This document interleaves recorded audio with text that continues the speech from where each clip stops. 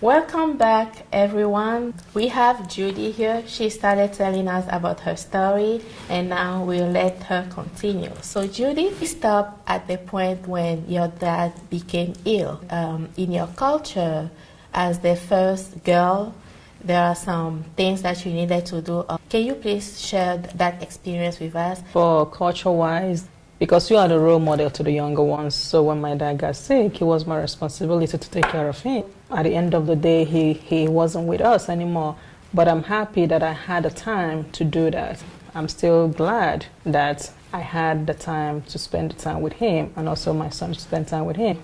You know, he's well rested and he's in the bosom of the Lord, so so everybody was grateful that I sacrificed those time, to be with him and care for him. I'm glad you were able to spend some time with him, and I'm sorry for your... What impact did that have on you emotionally, that you really wanted to do something about your dad passing over a condition? Can you please tell us that? It was a thorn in my flesh. You always have a dream like, I'm going to be this, and then I want to see my dad or my parents, the happiness on their face. So not having him around even weakens me more. Sometimes when I want to do something, I'm like, oh well, who's gonna be proud of me anymore? He's not here, so he's not gonna be proud of me.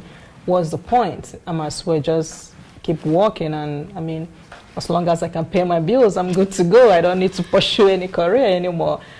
But at the end of the day, I was talking to some of my friends. They said, although he's not here, but he's still proud of you. So even if you achieve, you go after your goal, he will still know that I didn't give up. Because that's one thing that he always instilled in us, that we should never give up no matter what. So if you keep fighting, you're going to get to where you're going to. So never give up. So I'm still going. I don't know where the journey is taking me to, but I know I'm going somewhere. Yeah. So Judith, what's next? The foundation. The foundation, yes. Mm-hmm. Yeah, I told you about the foundation, and on the side, I'm an entrepreneur, like you said before. I'm a forever living product or distributor. So I do that one on the side also. There's nothing wrong with having something on the side. And I'm also a caregiver. I'm in the nursing field. I take care of elderly people. So whenever I take care of them, I feel like I'm still taking care of my parents. I feel like I'm still taking care of my dad. So it's more like a closure to me. Wow. Because after my dad passed away, I went through withdrawal. I was just not taking care of myself, because I'm like, what's the point? So I had, though I didn't have more health issue, but my weight suffered for it because I was just like, I just let myself out. I'm like, no, I don't care anymore. But by God's grace, I just cried to God. I said, God, I don't know what to do, but you have to guide me. So I started getting my life back into pieces with the help of my friends and family. People check on me and make sure I'm okay. So with your help and with God's help, so everything is back to normal. So I'm praying in the future, I want to open the foundation to dedicate that in memory of my dad, because he had the cancer of multiple myeloma, bone marrow, before he passed away. So I want to be an advocate for that, because I know few of my uncles back from Nigeria had the same thing that passed away. So I want to be an advocate for that, and then kind of let people know the symptoms I want to look out for. Yes. And that will be here in the US? Correct, yes. So are you still in touch with some of the providers that took care of your dad?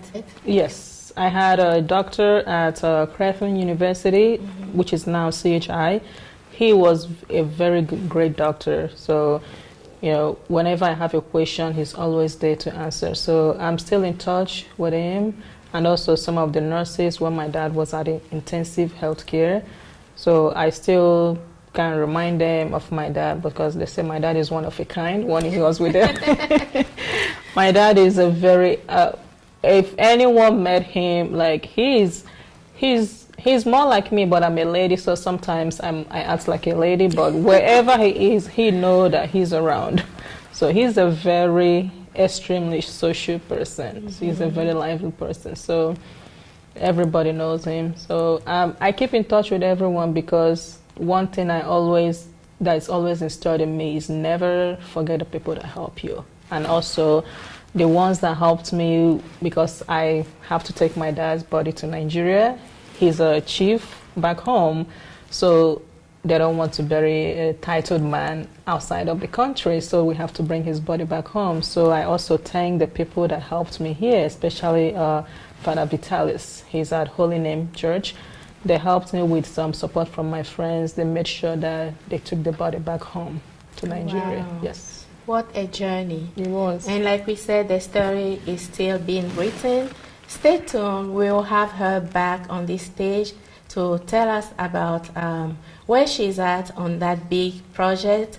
She wants to create awareness that disease. I think it's bone cancer. Yes. Yeah, she wants to bring awareness since she also had some uncles that died from the same. Hopefully, she gets to the point where she can say that, yes, I've done it with the help of all the viewers and everybody that God has placed in my life.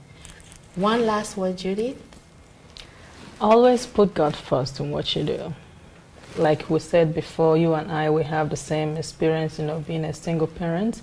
But if you left God at a bus stop, if you go to your journey, if you realize, oh, that's why I was having all this problem all along. You go back to where you dropped him and say, I'm sorry. This time I'm going to do it with you. So whenever you do something, if it doesn't work out, always pray to God, because when we walk with him, we'll never get lost. Thank you, Judith. Thank you for sharing your experience with us. You're welcome. Thanks for having me. Thank you so much. Bye-bye.